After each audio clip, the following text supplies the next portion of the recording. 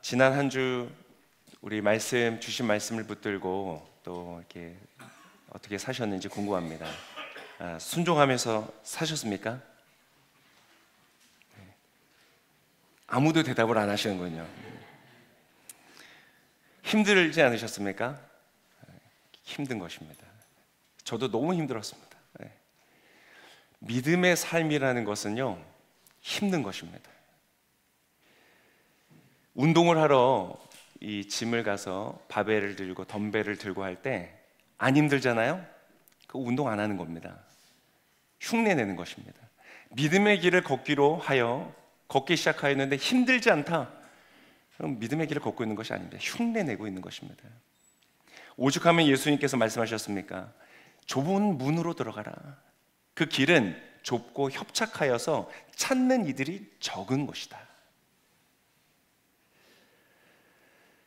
힘든 길은 분명한 것입니다. 그렇지만 우리가 아는 것은 무엇인가? 비교할 수 없는 축복의 길인 것을 믿습니다. 좁지만 그것은 생명에 이르는 길이다. 조회, 제가 가장 좋아하는 성경의 단어, 조회, 영적 생명에 이르는, 생수의 강에 이르는 그 길이다.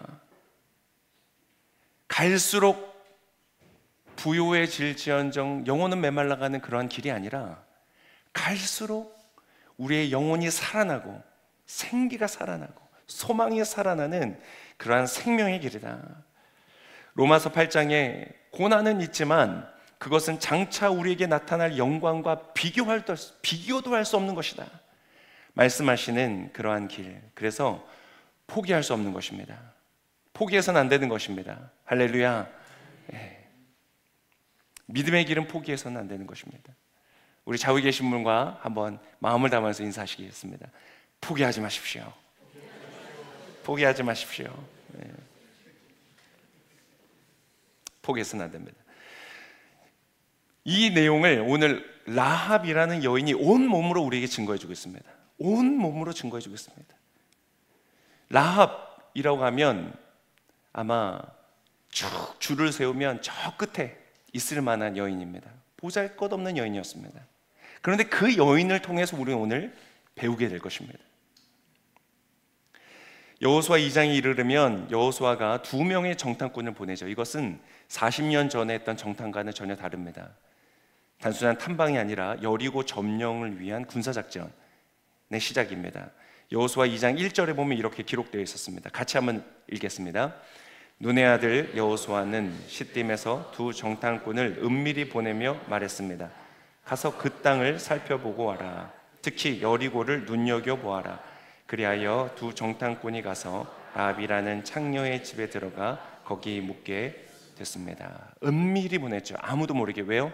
군사작전이기 때문에. 그래서 그들은 갔는데 그들이 들어간 곳이 어디냐? 창녀의 집이었다. 매우 적절한 선택이죠. 컨텍스트를 모르면 오해합니다. 유대인들이 어떻게, 하나님의 백성들이 어떻게 창녀의 집에 들어가? 그러나 이들은 군사작전이었고 분명한 목적이 있었죠. 그래서 가장 적절한 선택이었습니다. 왜냐하면 그 집을 드나드는 많은 남자들은 떳떳하게 다니는 그러한 곳이 아니었겠죠. 그러니까 신분을 숨겨야 되는 그들이 은밀하게 움직이기에는 아주 적절한 곳을 들어갔던 것입니다. 그러나 오늘 이 여호수아의 본문의 주인공은 그 2 정탐꾼이 아니었습니다. 바로 그 창녀의 집에 있었던 창녀 본인이었던 라합이었습니다. 여기서 우리의 관심을 라합에게 둔다면 라합의 삶은 어떠한 것인가? 그녀는 누구인가? 그녀의 삶을 한마디로 정의한다면, 한 단어로 부른다면 비극이다. 비극의 인생이었다. 이 중에 어느 누구도 나는 라합보다 못한 인생이라고 말할 수 있는 사람은 없습니다. 동서양을 막론하고 복음을 막론하고 한 여인이 창녀가 되는 주요 원인은 돈입니다. 쾌락이 아닙니다. 쾌락은 돈을 내는 남자의 것이고 그 돈을 위하여서 여인은 창녀가 되는 것입니다. 그래서 역사적으로 기록들을 보면 빈곤한 최취약 계층에 있었던 사람들이 이 다른 방법이 없기 때문에 어쩔 수 없이, 그러니까 자기가 사실 선택했다고 볼 수 없는, 그렇게 해서 되어진 것이 창녀이다. 이 조선에도 그런 기록들이 있는데, 창녀란 국가에 등록된 자로서 노예 계층으로 분류되는 직업이다, 이렇게 되어 있습니다. 노예와 같은 삶이다. 창녀란 내가 꿈꾸고 원하고 바라서 내가 선택하는 그러한 직업이 아닌 것입니다. 창녀가 된 다음에 라합이 얻을 수 있는 최선의 것은 무엇인지 아십니까? 생존입니다. 그 이상은 없습니다. 그것을 통해서 뭔가 꿈을 꾸고 희망을 가지고 더 나은 삶을 꿈꿀 수 있는 그런 직업이 아닙니다. 오로지 그 삶을 통해서 얻을 수 있는 것은 생존입니다. 그렇지만 잃어버리는 것이 있습니다. 더 이상 꿈꿀 수 없는 것이 있습니다. 그것은 꿈이요, 미래요, 또한 그녀만의 가족입니다. 그럼 가족은 얼마나 소중한 것입니까? 하나님은 이 세상에 너무나 소중한 것은 돈을 주지 않고 얻을 수 있게 만들어 주셨습니다. 얼마나 감사한지. 금과 다이아몬드는 돈을 가져야 살 수 있지만 공기와 물은 돈 없이 우리가 쓸 수 있습니다. 얼마나 감사한지요. 가족도 마찬가지입니다. 너무나 소중하게 하루의 일이 끝나면 모두가 모여서 서로의 안부를 묻고 서로 위로하고 함께 식사를 나누고, 그렇게 관계를 맺는 가장 소중한 공동체가 아니겠습니까? 그러나 창녀가 되면 남편을 가질 수가 없습니다. 자녀는 어떻습니까? 고대 그리스, 로마 이러한 지역들의 기록들을 보면 이 성매매를 하는 여인들이 임신을 하고 출산을 하는 경우들이 있죠. 종종 있지만 대부분 정식 가문에 등록되지 못합니다. 남자의 허락에 의해서 되는 경우들이 있다고는 하지만 누가 허락하겠습니까? 그래서 대부분의 아이들이 사생아로 크거나 버려졌다. 그녀의 삶은 도덕적으로는 어떻습니까? 한 단어로 말한다면 수치의 삶이죠. 자랑스럽지 않은 직업입니다. 떳떳할 수가 없습니다. 생존을 위해서라도 그렇게라도 살아가고자 하는 그 삶의 의지가 칭찬받을 수 있는 그런 직업이 아닙니다. 구걸하는 거지들은 종종 자선의 대상이 되었지만 창녀는 늘 비난의 대상이었습니다. 창녀는 본인이 원해서 선택하는 것도 아니지만 되었다고 해서도 생존 그 이상의 어떠한 소망도 가질 수 없는 그러한 비극 그 자체인 것입니다. 네, 여러분, 그러한 그녀 라합이 어떻게 됩니까? 이 구약에서 라합이라는 존재를 마지막으로 언급하는 것은 여호수아 6장입니다. 여호수아 6장 25절에 이렇게 기록되어 있습니다. 우리 같이 한 목소리 읽겠습니다. 여호수아는 창녀 라합과 그녀의 아버지의 일가족과 그녀에게 속한 모든 것을 살려주었습니다. 여호수아가 여리고를 몰래 살피러 보냈던 정탐꾼들을 그녀가 숨겨주었기 때문에 라합이 오늘날까지 이스라엘 자손 가운데 살게 된 것입니다. 그녀의 마지막 언급, 이 이후로는 구약에 나타나지 않습니다. 그 마지막 언급의 내용은 무엇이었습니까? 그녀는 목숨을 건졌다. 심판이 다가오고 심판의 날이 이르러서 여리고에 있는 모든 사람들은 심판을 받았지만 라합은 목숨을 건지게 되었다. 좋은 소식이죠. 좋은 소식은 분명한데, 그러나 사실 따지고 보면 또 뭐 크게 달라진 것은 없습니다. 전쟁의 포로이고 이방인이고 창녀라는 전직을 가졌던 그 여인, 뭐가 더 달라지겠습니까? 여러분, 그 과거를 지워버리고 싶어도 나라가 불탔으니 내 과거를 지우자, 또 지울 수가 없습니다. 그 두 정탐꾼이 창녀의 집을 들어가서 만났던 사람이 아닙니까? 자신의 과거는 그대로 드러나져 있는 것입니다. 뭐가 그렇게 대단하니 달라질 수 있을까? 그랬던 그녀가 놀랍게도 성경에서 사라지는 것이 아니라 신약에 등장합니다. 마태복음 1장, 엄청난, 우리가 늘 읽다 보면 도대체 이 기록은 왜 있는가 이해할 수 없는 족보에 등장하죠. 1장 1절에 이렇게 기록되어 있습니다. 같이 읽겠습니다. 아브라함의 자손이며 다윗의 자손인 예수 그리스도의 족보에 이렇게 등장합니다. 4절과 5절의 말씀입니다. 같이 읽겠습니다. 람은 아미나답을 낳고 아미나답은 나손을 낳고 나손은 살몬을 낳고 살몬은 라합에게서 보아스를 낳고 보아스는 룻에게서 오벳을 낳고 오벳은 이새를 낳고. 여기에서 우리가 알 수 있는 중요한 정보는 무엇입니까? 결혼을 했다는 것입니다. 할렐루야. 창녀였던 여인에게 남편이 생겼다는 것입니다. 그녀가 그냥 겨우 전쟁 속에 살아남는 것으로 끝난 것이 아니라 결혼을 했구나. 남편이 생겼구나. 근데 그 남편에 대한 기록이 살몬이었잖아요. 살몬이라는, 셀몬이면 연어가 생각나지만 살몬. 근데 이 살몬이요, 민수기에 등장하는데 살몬의 아버지라고 나온 이 나손은 민수기 7장에 의하면 유다 지파의 족장이었다. 한 지파, 12개의 지파 중에 가장 대표이면서 리더이면서 우두머리인 그 집안의 며느리로 들어갔다. 할렐루야. 상상할 수 없는 일이 일어나는 것입니다.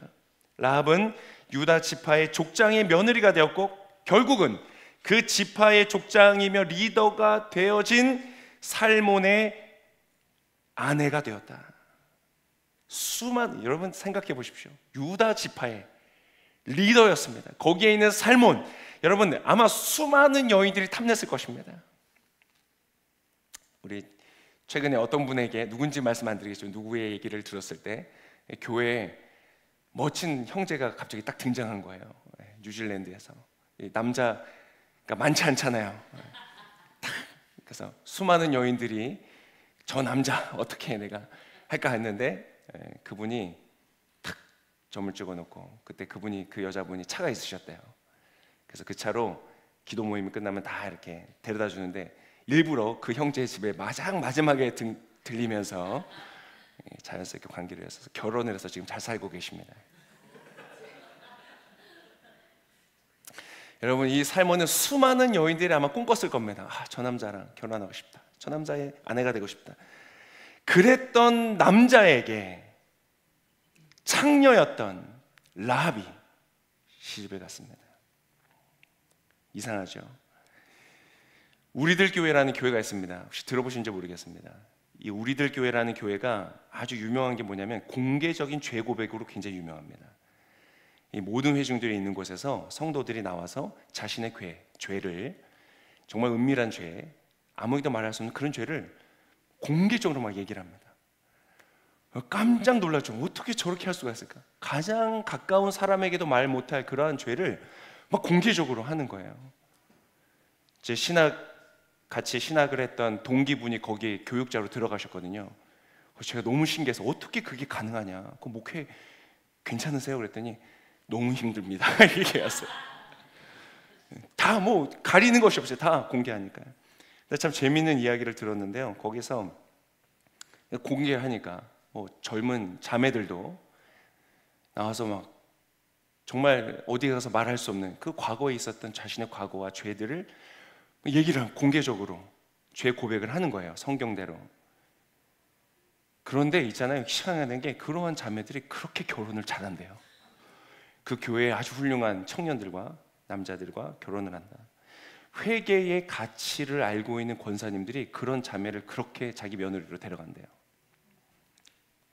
놀라운 일이죠. 라합이 결혼을 했습니다. 뿐만 아니라 오늘 아까 그 내용을 통해서 한 가지 더 알 수 있죠. 라합이 자녀를 낳았다 하는 것입니다. 아들을 가졌다.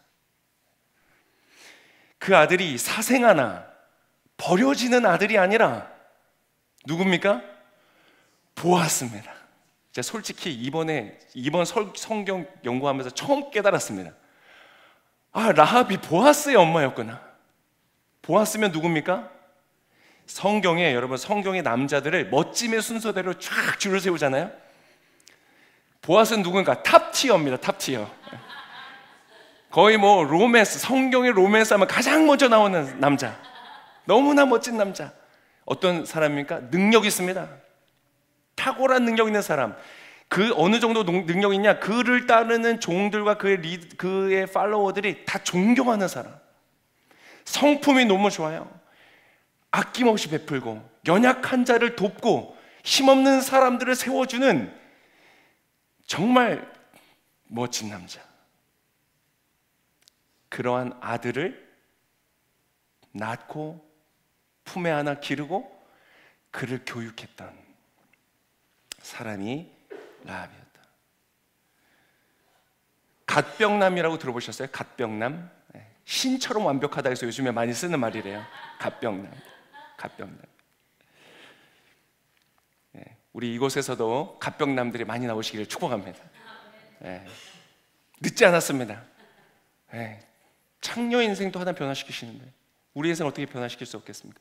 우리의 자녀들 안에서 이런 멋진 보아스와 같은 이들이 나타나기를 소망합니다. 선을 행하고 탁월하고 능력이 있고 많은 사람들로 존경을 받는, 아멘하는 분들마다 그러한 아들들이 그렇게 변하게 될 줄 믿습니다. 그 보아스는 보아스로 끝이 나지 않죠. 그 보아스의 증손자가 어떻게 됩니까? 다윗이 됩니다. 이스라엘 최고의 왕, 이스라엘만이 아니죠. 역사 전체를 통틀어서 최고의 왕으로, 우리나라로 말하자면 세종대왕과 비교할 만하고, 미국으로 말하면 링컨과 비교할 만한, 전 세계적으로 가장 유명한 그러한 존경받는 왕이 되고 그 왕의 가문을 이루는 여인이 되었다는 것입니다. 근데 놀랍게도 심지어 그게 끝이 아닙니다. 그 족보는 어디로 이어진다고요? 그렇죠. 이 모든 말들이 지금 우리에게 읽혀지고 의미가 있어지는 이유는 바로 그것이 예수 그리스도 하나님의 아들이 탄생하는 족보에 있기 때문입니다. 그곳에 라합이 있다. 성경에 보면 예수님 만나고 인생이 역전되어지는 많은 기록들이 있죠. 병이 고쳐지고 38년 된 병자가 막 낫고, 나병이 낫고. 근데 여러분, 그 모든 기적을 통틀어도 이보다 더한 인생 역전이 있을까요? 라합보다 더 큰 축복을 받는 사람이 있을까요? 여러분 놀라지 마십시오. 라합은 이후에 신약에서 2번이나 더 언급이 됩니다. 히브리서 11장 31절에 이렇게 기록되어 있습니다. 믿음으로 창녀 라합은 정탐꾼들을 평안히 맞아들여 불순종한 사람들과 함께 죽지 않았습니다. 야고보서 2장 25절에 이렇게 기록되어 있습니다. 이와 같이 창녀 라합도 첩자들을 숨겨두고 다른 길로 가게 했을 때 행함으로 의롭다고 인정받지 않았습니까? 여러분 신약에서 2번이 다 언급됩니다. 여러분 이 중에서도 히브리서 11장 어떤 장입니까? 믿음장이라고 불려지는, 하나님께서 구약에 믿음으로 살았던 사람들을 손꼽아서 그 리스트를 올린 16명의 사람 중에 라합의 이름이 있다는 것입니다. 창녀였던 여인이, 소망이 없던 여인이, 그 인생에 아무런 가질 수 있는 것이 아무것도 없었던 그녀의 인생에 그녀의 이름이 믿음장이에요. 여러분 그 중에서도 16명 이름이 언급된 16명 중에서 여인은 2명밖에 없습니다. 다른 한 사람이 누군지 아세요? 사라입니다. 아브라함의 아내요, 믿음의 조상이라고 불리워지는 사라와 어깨를 나란히 견주는 존재까지 되어졌다는 것입니다. 할렐루야. 어떻게 흥분하지 않을 수가 있겠습니까? 야고보조차 구약을 읽다가 이것이 바로 믿음의 본이다 라고 생각했기에 야고보서 그 짧은 장을 쓰는 가운데 예로 들었던 존재가 바로 이 라합이었다. 한 사람의 인생이 어떻게 이렇게 바뀔 수 있는 것인가?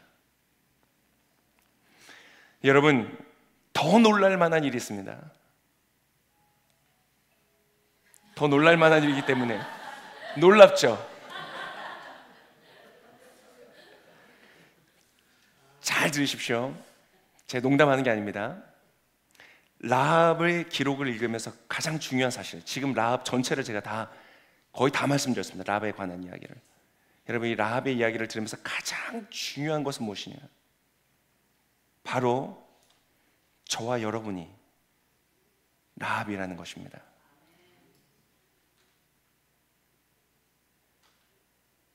여리고에 살고 있던 라합처럼 우리는 그저 멸망당할 세상 속에 살고 있던 사람들입니다. 죄가 죄인지를 알지 못하고 그저 생존을 위해서 살아갔던, 하나님이 인간에게 부여하신 공의, 정의, 사랑, 긍휼, 자비, 정직, 거룩한 삶과는 상관없이 생존을 위해서 살아갔던 그런 사람들입니다. 우리의 삶을 펼쳐놓고 모든 비밀들을 다 드러내어 본다면 우리가 과연 창녀 라합보다 의로운 사람이라고 말할 수 있는 사람들이 있을까요? 심지어 라합은 자신의 쾌락을 위해 추구하여 걸어갔던 길도 아니었습니다. 생존 외에 길이 없었기 때문에 선택했던 길이었죠. 우리 모두 다 하나님의 것들엔 상관없이 무엇을 먹을까, 무엇을 입을까 생존을 위하여서, 그리고 선한 삶을 나름 꿈도 꾸고 나름 바라지만 살아갈 힘이 없는 그랬던 우리들이 아니었습니까? 그러한 우리에게 복음이 다가온 것입니다.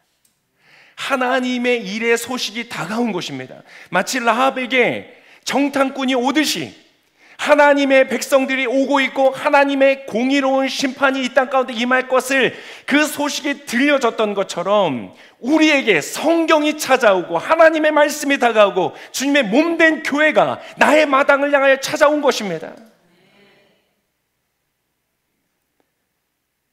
그러한 조선 땅에 여자들의 코를 베고 노예를 삼고 그렇다 비극적인 조선 땅에 여러분 하나님의 사람들이 목숨을 걸고 정탐꾼처럼 복음을 들고 들어왔죠.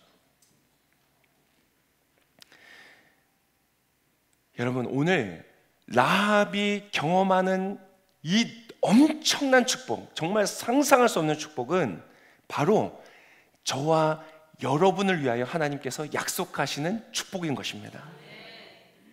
할렐루야. 아직도 이것을 아멘으로 받지 못하시는 분들이 계시죠? 네. 여러분, 아멘으로 받으실 수 있기를 축복합니다. 이것을 받으셔야 됩니다. 이것을 받으셔야 돼요.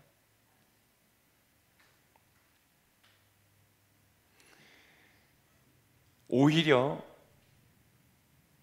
이스라엘 백성들이 밟고 점령할 가나안 땅에 살고 있던 라합에게는 오히려 그들이 가지고 온 이 복음이 그녀가 취하고 밟고 자신의 것으로 정복해야 될 그녀의 가나안이 되었던 것입니다.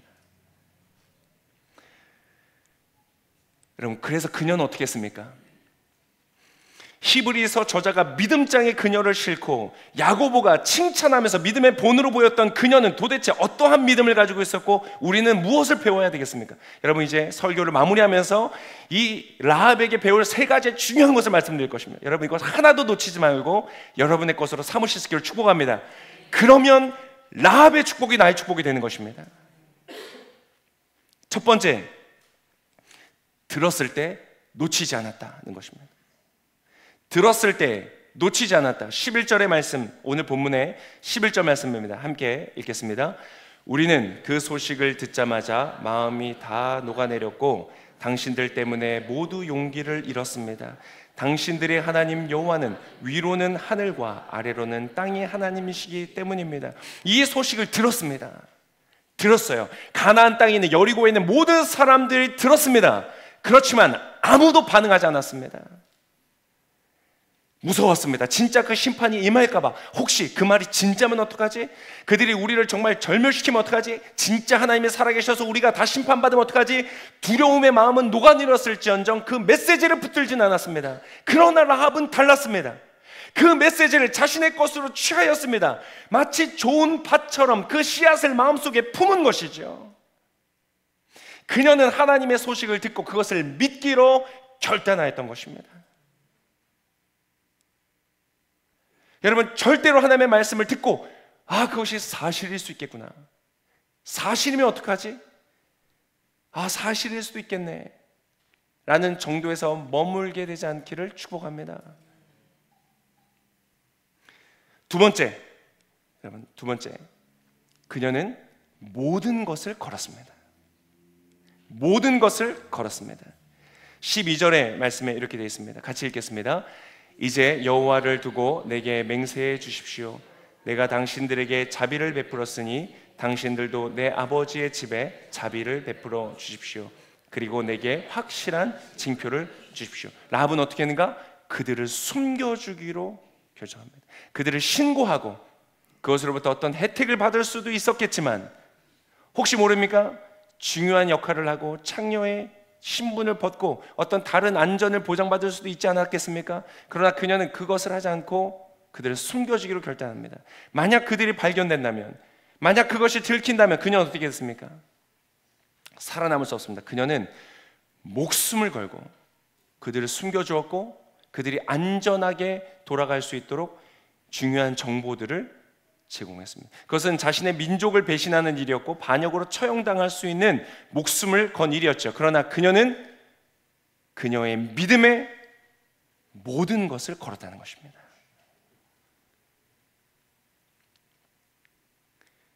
바로 이것이 예수님께서 말씀하신 비유였던 밭에 묻힌 보화죠. 밭에 아주 보화가 있는 것을 발견하자 어떻게 해요?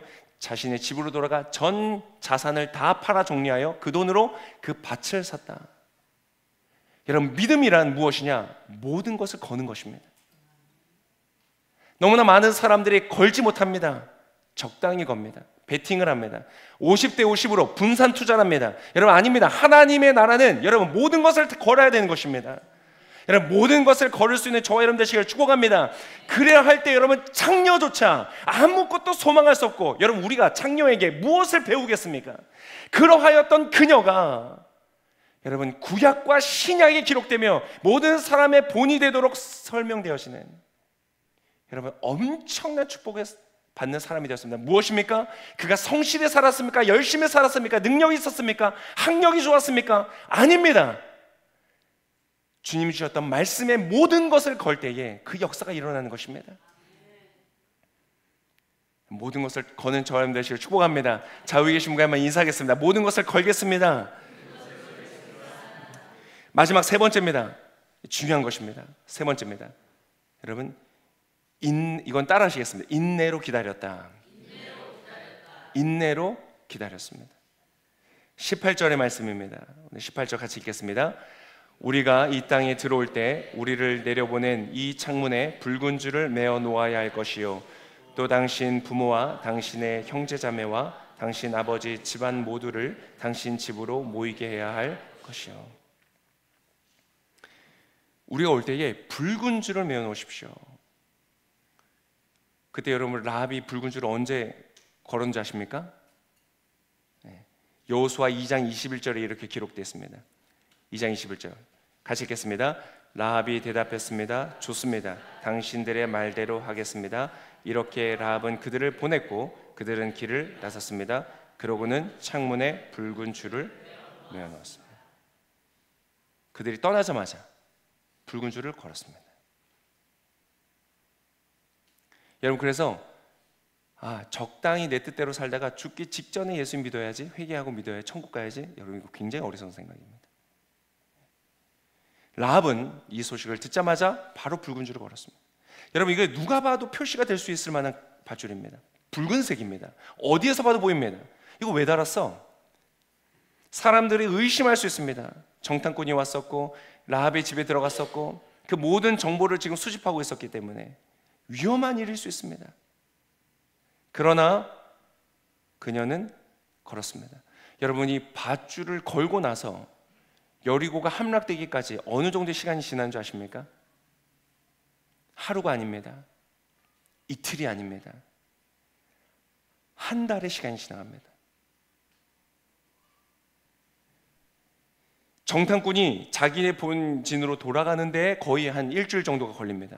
밖에 나가서 숨었다가 들어가서 보고하기 때문에 일주일 정도 걸리고, 보고를 받은 다음에 이스라엘은 준비를 해서 이동을 하다가 요단강 앞에 진을 치고 3일을 머뭅니다. 아니 빨리 좀 오지.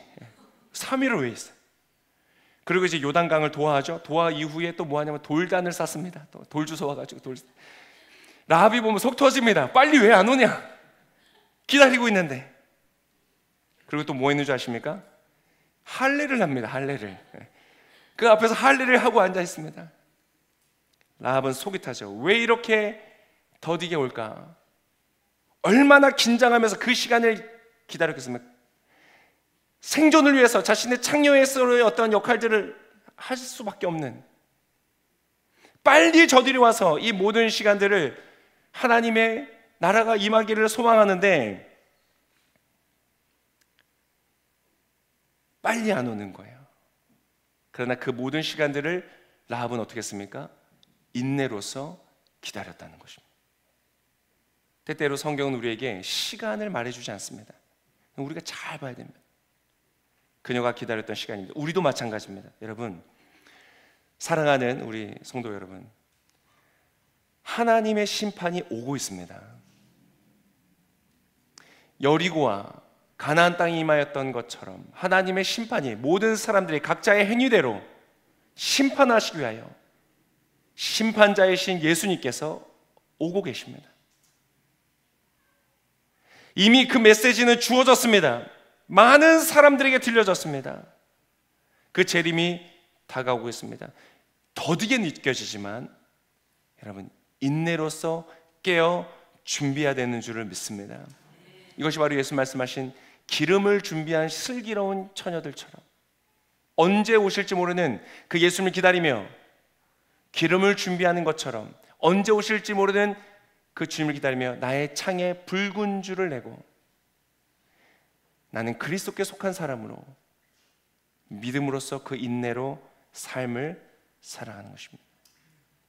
그러한 자에게 여러분 어떤 일이 일어납니까? 심판의 소식은 구원의 소식으로 변화되어지는 것입니다. 그 마지막 날 심판의 날은 두려운 날이 아니라 우리가 영원하신 신랑 예수님과 결혼하는 놀라운 결혼식의 날이 되는 것입니다. 마지막으로 지금 그러한 삶을 살아가기를 원하고 또 살아가고자 몸부림치고 있는 믿음의 길을 걷고 있는 분들에게 제가 마지막으로 도전합니다. 라합을 통하여 얻을 수 있는 마지막 귀한 본은 라합을 통해 부모와 형제와 가족들 모두가 구원을 받았다는 사실입니다. 라합의 믿음으로 마치 주 예수를 믿으라 그리하면 너와 내 집이 구원을 얻으리라 말했던 것처럼 그녀는 소망 없는 인생이 아닌 누군가의 구원의 통로가 되는 놀라운 축복이 되었다는 것입니다. 왜 이 라합이 사라와 견줄만 하며 예수 그리스도의 족보에 들어갑니까? 아브라함을 택하여서 너는 모든 민족의 축복의 씨앗이 될 것이다 라고 말씀하셨던 하나님의 그 뜻과 일치하기 때문에 그렇습니다. 라합을 통하여 그의 주변에 있는 사람들의 복을 받게 되는 것입니다. 사랑하는 성도 여러분, 저와 여러분을 통하여 누군가에게 이 구원의 소식이 증거되어지는 축복의 통로가 되시기를 축복합니다. 교회로 이끌어 오십시오. 여러분의 선한 삶을 사십시오. 애쓰고 노력하십시오. 완전하라는 것이 아닙니다. 누가 완전할 수 있겠습니까? 완전하려 하면 외식할 수밖에 없습니다. 완전하라는 것이 아닙니다. 그러나 내가 할 수 있는 선을 행하는 것입니다. 그 선을 통하여 그들로 하여금 하나님을 향한 궁금증을 갖게 하는 것입니다. 그리고 교회에 오면 여러분 환대해 주십시오. 저는 뭐 장로도 아닌데요, 집사도 아닌데요, 저는 뭐 그냥 평신도인데요. 아닙니다. 여러분, 그 한 사람이 할 수 있는 것입니다. 지난주에 참 기쁜 일이 있었습니다. 요 뒤에 별관 앞에서 아이들이 놀고 있는데요, 못 보던 애가 있는 거예요. 얼굴이 까만 스리랑카 아이가 와서 있는 거예요. 바로 요 별관 뒷집에 있는 그 집에 있는 아이인 거예요. 제가 그 집을 두고 늘 마음에 생각하면서 기도를 하고 있는데, 한번 말씀드린 것처럼 이제 저희가 한번 이렇게 쭉 돌면서 축복할 때 얘기를 들었는데, 아주 어려운 일, 아기가 죽는 어려운 일을 겪고 고통 가운데 있는 상황 속에서 기도해 주니까 너무 감사해하고 눈물을 흘리고, 완전 불교죠, 스리랑카니까. 그 감동을 받더니 교회 한번 오겠다 그래서 오시라고 했는데 안 왔어요. 그리고는 쭉 못 오고, 저도 이제 더 가서 이렇게 지금 못 하고 있는, 마음만 있고 지금 못 하고 있는데, 그 집 아기가 와서 놀고 있는 거예요. 그래서 어떻게 왔니? 그랬더니 주변에 같이 놀고 있는 그 또래 애들이 저 바깥에, 담 바깥에서 눈이 마주쳤대요. 손을 흔들었대요. 안녕. 그러고는 오게 돼서 같이 놀게 된 거예요. 사탕을 막 쥐어주고, 야 다음 주에도 와라. 근데 오늘 올지 모르겠어요. 근데 와도 유명정 목사님 잘하셔야 됩니다. 네, 이 친구가 한국말도 안 될 거고 영어 되겠죠. 네, 근데 하여튼 그래서 막 옆에 있는 애들한테 그랬어요. 신비랑 애들한테, 야, 얘 다음 주에 오면 네가 통역해야 돼 옆에서. 여러분 그 한마디, 안녕, 잘 왔어. 여러분 그 한마디가 누군가에게 구원의 길이 될 수 있습니다. 예수께로 나아오는 길이 될 수 있습니다. 정탐꾼은 아무런 생각 없이 창녀의 집에 전략적인 목적으로 들어갔지만 결국 그를 통하여서 그들이 구원받는 놀라운 역사가 일어났죠. 여러분 이러한 발걸음이 될 수 있다면 엄청난 축복인 것입니다. 저 여러분의 오클랜드 오늘교회 많은 성도들을 통하여서 이러한 놀라운 역사들이 일어나기를 소망합니다. 여러분 기억하십시오. 듣고 놓치지 마십시오. 그리고 모든 것을 거십시오. 여러분 망설이지 마십시오. 주저하기엔 우리 너무 시간이 많이 지났습니다. 그렇지 않습니까? 제가 파분만 돼도 그런 얘기 안 합니다. 여러분 성인 예배면 여러분 더 이상 주저할 시간은 없습니다. 믿으십니까? 네. 하나님이 축복을 주시면 여러분 그거 한 10년이라도 누리고 가야죠. 10년, 20년, 30년을 누리고 가야 되지 않겠습니까? 그 놀라운 축복. 그리고 마지막 인내로 기다리는 것이죠. 왜 당장 안 되지? 기다리는 겁니다. 하나님 분명히 살아계시기에, 그분의 뜻은 분명히 이루어지기에 인내로 살아가는, 그래서 놀라운 축복을 모두 이곳에 있는 모든 분들이 천국에 가서 라합과 같이 기록되어지는 놀라운 축복이 있으시기를 바랍니다.